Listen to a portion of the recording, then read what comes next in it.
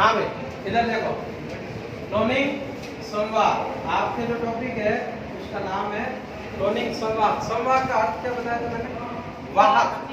वाहक मतलब कोई विजातीय जीन को, विजातीय जीन डीएनए का खंड उसको ले जाने वाला, इस डीएनए का खंड है, विजातीय है और टारगेट जीन या वांछित लक्षण वाला कह सकते हैं अपन, वांछित जीन उसको ले जाने का काम करता है ना, जो परपोषी कोशिका के अंदर उसको ले जाने वाला इसके माध्यम से जा रहा है, उसको वाहक या क्लोनिंग वाहक कहते हैं। अब क्लोनिंग वाहक दो प्रकार के, कितने प्रकार के?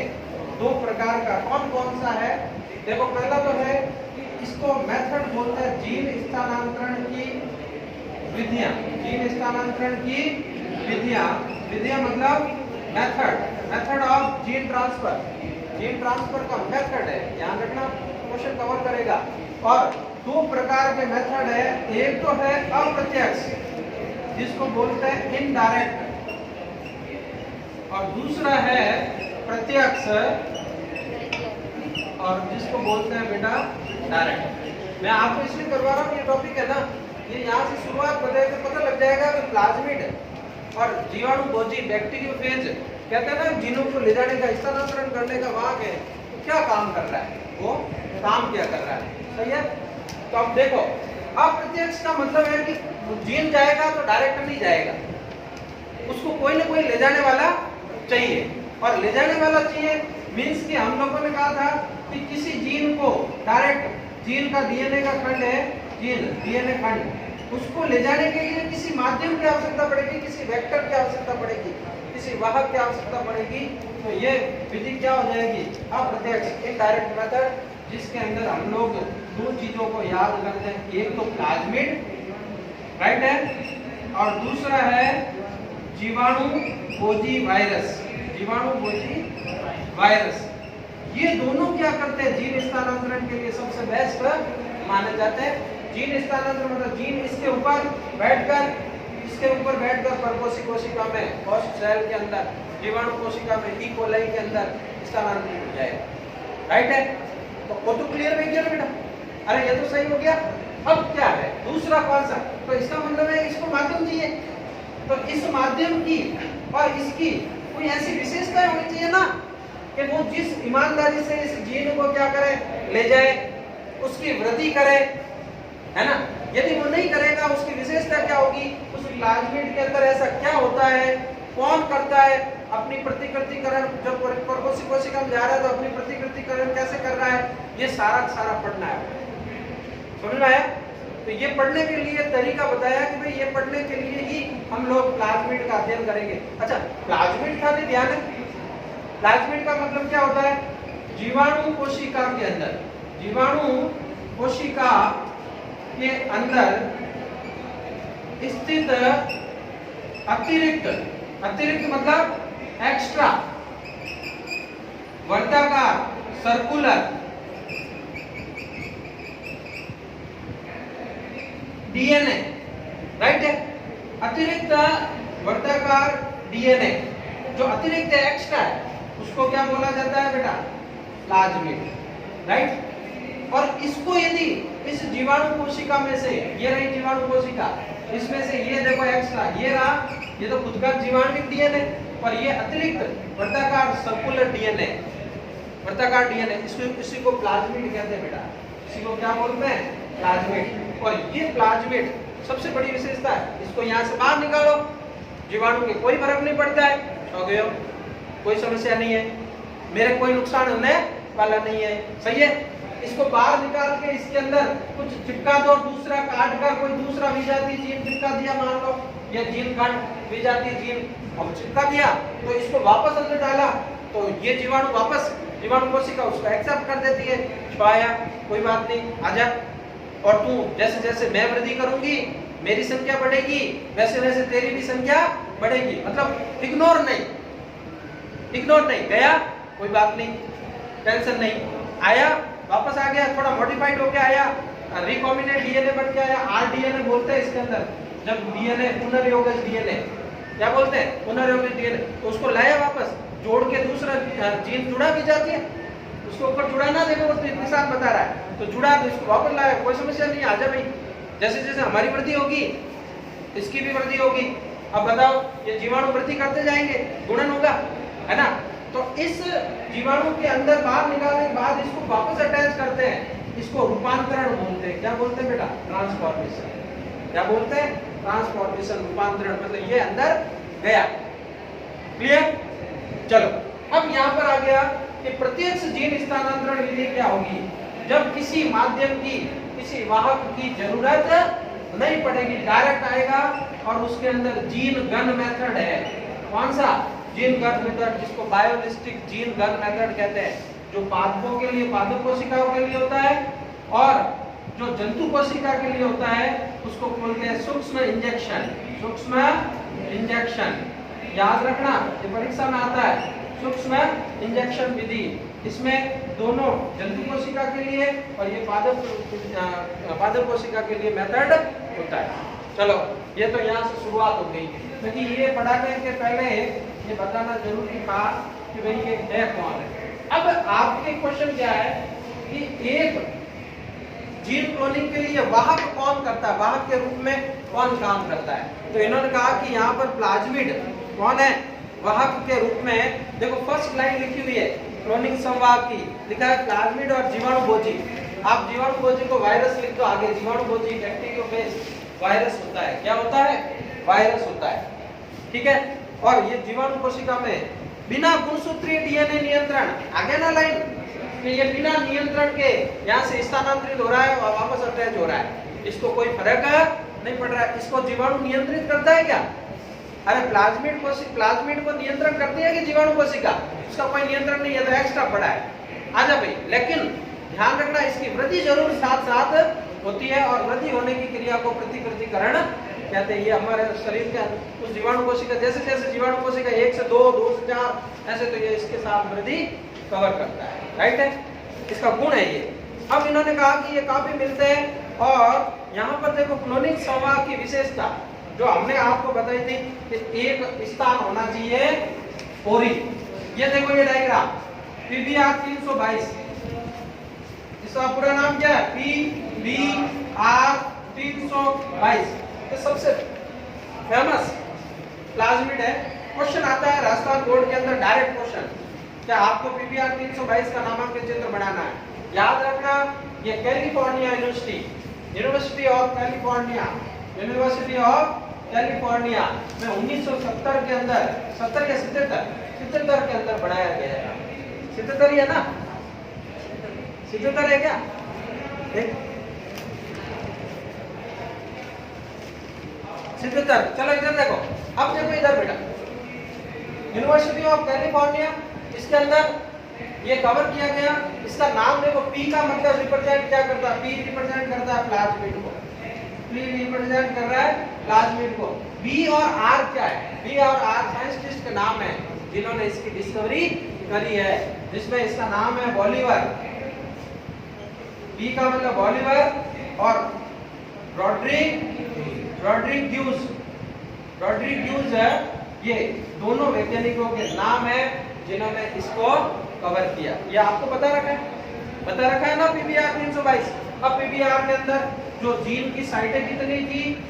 जीन प्रतिजैविक प्रतिरोधी जीन, प्रतिजैविक एंटीबायोटिक, प्रतिरोधी और जीन, ये याद रखना, प्रतिजैविक एंटीबायोटिक रेजिस्टेंस जीन। ये तो ये जीन है ना, ये यहाँ पर दो होते हैं, एम्पिसिलिन R का मतलब प्रतिरोधी रेजिस्टेंस, और टेट्रासाइक्लिन R, ये दो जीन है। ध्यान रखना, PBR 322 की ये विशेषता है। क्या विशेषता है? कि इसके अंदर दो प्रतिजैविक प्रतिरोधी जीन उपस्थित होते हैं, लेकिन इसकी इंपॉर्टेंस ये है कि यदि इस जीवाणु को, मतलब ये प्लाज्मिड है, ये किसी जीवाणु कोशिका के अंदर गया, तो उस जीवाणु को, जैसे ये PBR इसके अंदर फंसा हुआ है, अब इसको एक पेट्री डिश के अंदर, पेट्री डिश जाना नाम सुने होगे बेटा? देखो वॉच ग्लास सुनियो, वॉच ग्लास तो ऐसी खड्डे जैसी, कटोरी जैसी होती है, लेकिन पेट्री डिश होती है जिसके अंदर ये इस तरह का थाली की तरह, ये पेट्री डिश बोली जाती है। कांच की आती प्लेट, इसको पेट्री डिश कहते हैं। अब जब बायोटेक्नोलॉजी में ये काम करते हैं ना बेटा, तो एगार एगार माध्यम है। पढ़ा था 11th के अंदर कि जेलिडियम और ग्रेसिलेरिया जो है सेवाल से एगार सॉल्यूशन बनाया जाता है, जो बायोटेक्नोलॉजी में बहुत ज्यादा काम आता है। तो यहाँ एगार सॉल्यूशन फैला दिया जाता है और इसको जैसे टेट्रासाइक्लिन, टेट एक प्रतिजैविक है ना, उसके अंदर इसके लिक्विड डालकर इस जीवाणुओं को अंदर डाल दिया, राइट है। तो ये जीवाणु क्या करेंगे, टेट्रासाइक्लिन की प्रेजेंस की वजह से ये जीवाणु जीवित रह जाएंगे। यदि ये टेट्रासाइक्लिन और एम्पिसिलिन माध्यम इनको देंगे तो ये जीवित रहेगा, क्योंकि उसके पास उसको मारने वाला है, लेकिन मरने वाला मतलब विरोध करने वाला है कि नहीं इनके पास।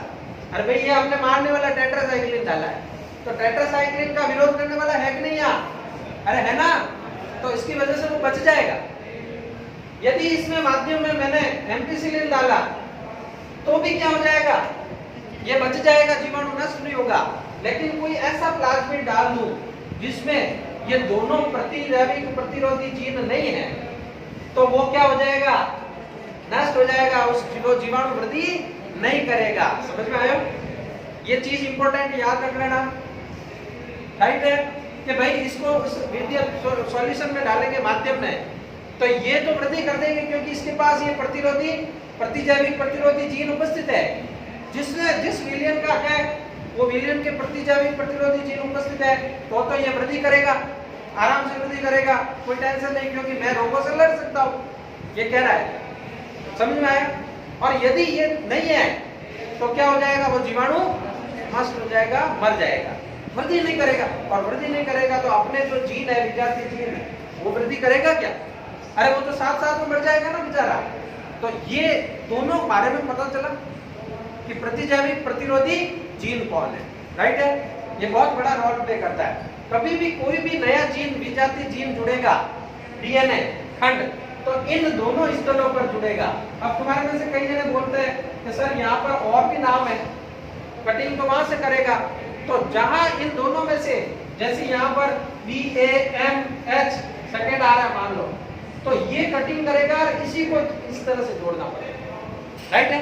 वो तो PBR एक एग्जांपल है बेटा। ऐसे बहुत सारे प्लाज्मिड की खोज हो चुकी है। आपने कोर्स में भी है ना 900, पता है ना 900, जिसमें से इसमें खोज हो चुकी है अलग अलग। तो अपने को जिस तरह का जीन चाहिएगा, हाँ जुड़ेंगे इस पर। अब देखो काम की चीज सुन ला। मान लो ये टेट पर ये विजातीय जीन, यहाँ पर विजातीय जीन जुड़ गया,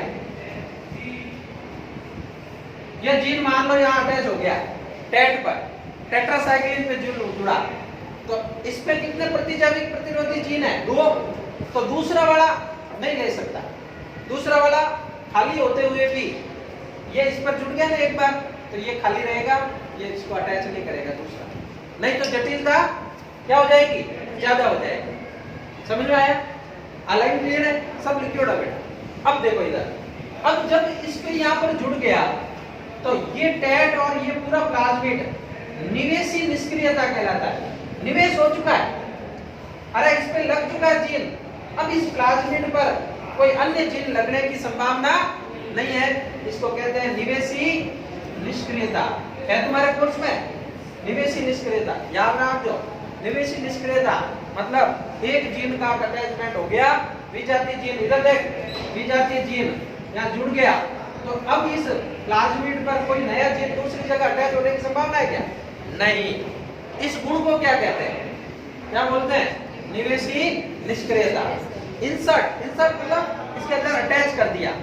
इंसर्ट ससर्गिता, प्योर हिंदी वर्ड लिखे हो द्वारा है नहीं, ससर्गिता संसर्ग करना, असर्गिता, तो ये ध्यान रखना, इसको अटैच कर दिया गया। अब मैंने आपको 2 नियम बताए, देखो ध्यान दो, थोड़ा ध्यान देना, कंसंट्रेट करना, क्योंकि ये चीजें बायोटेक्नोलॉजी है, एडवांस बायोटेक्नोलॉजी है, और ये अभी हाल ही में रिसर्च चल रही है इस पर, इसलिए थोड़ा सा हार्ड रहता है, राइट है।